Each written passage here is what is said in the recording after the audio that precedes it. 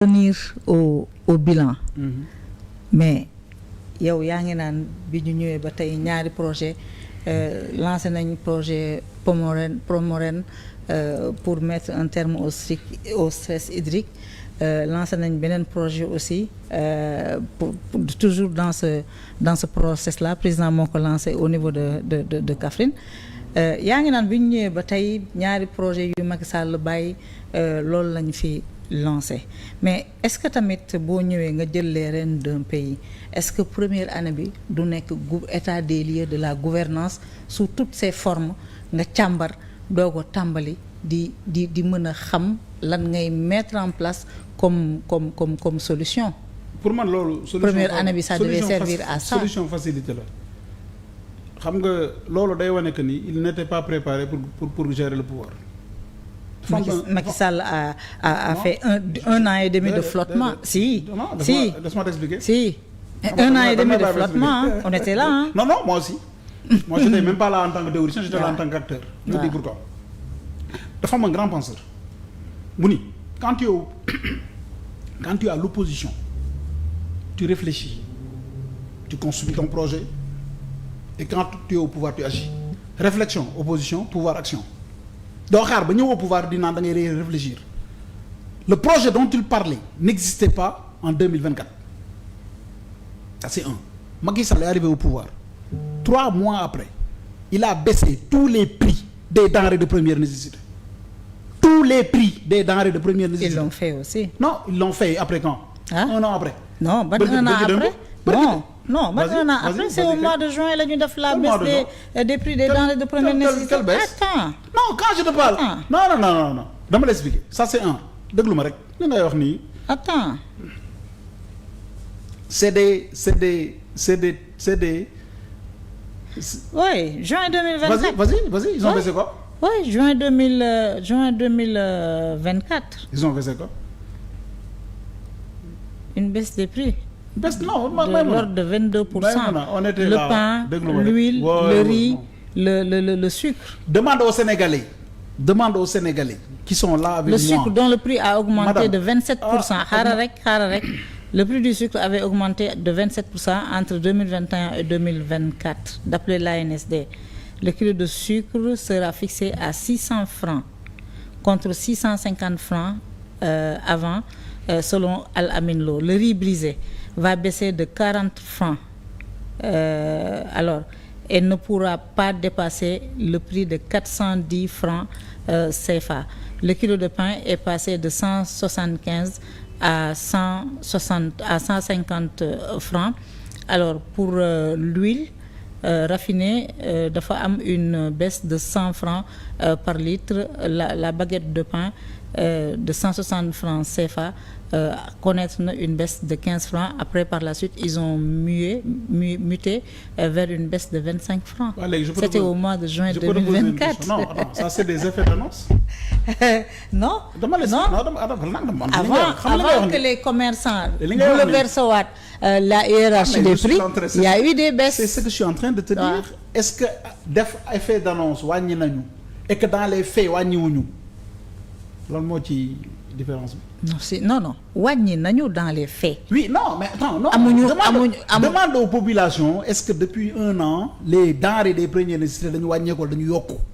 Demande-leur man damaa yor kër nga yor kër ce que je donnais pour ñu lekk dama ko yokku loolu Sénégal yëpp kuy wax ak yàlla laa loon de laaj leen ba xam en un an li ñu doon joxe 100 francs teguñu ci dara pour lañ daan am ñu am ko wala sax bu ñu joxee 100 francs 150 dañuy am lu gën a wàññeeku. amul benn prix booy laal te yokku na ko amul. Le pouvoir d'achat est devenu très compliqué loolu xam nañ ko.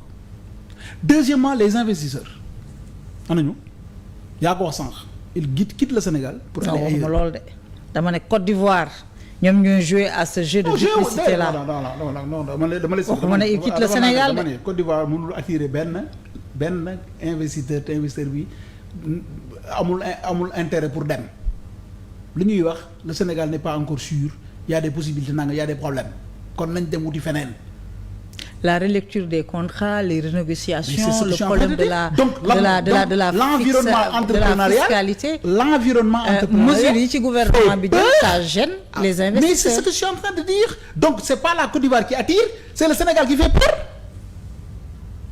D'accord ci li ma la wax Sénégalais yi li ñuy indi comme condition moo tax entrepreneurs nationaux yeeg étrangers yi commencé ragal ñi war bëgg entreprendre téye seen xaalis ñi entreprendre woon di jël seen alal. boole kook l'abaissement des notes souveraines du Sénégal. C'est ça ak les taux de remboursement qui sont excessifs maintenant. Pourquoi? Parce que communication économique bi ñu wax moo baaxul et puis parfois teinté de beaucoup d'anomalies. Man du ma économiste mais jàng naa science économique. jàng naa économie politique par un grand économiste qui s'appelle François Boye et je salue au passage waa Sanar 1 et Sanar 2 François Boye moo ñu jàngal économie politique